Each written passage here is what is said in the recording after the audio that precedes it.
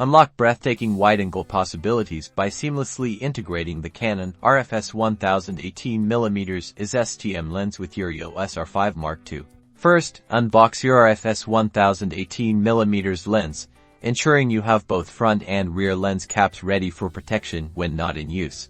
Carefully remove the rear lens cap from the new lens, exposing the RF mount. Next, remove the body cap from your Eos R5 Mark II camera, revealing the camera's sensor and mount. Align the red dot on your RF-s lens with the red dot on your camera's lens mount for a precise fit. Insert the lens into the mount and gently twist clockwise until you hear a reassuring click, confirming it's securely locked in place. With the lens attached, power on your R5 Mark. Notice the immediate wide-angle field of view, ideal for landscapes, architecture, or creative perspectives. For optimal image stabilization, especially with wide angles, navigate to your camera's menu and ensure image stabilization is set to optical plus digital as if available in your firmware.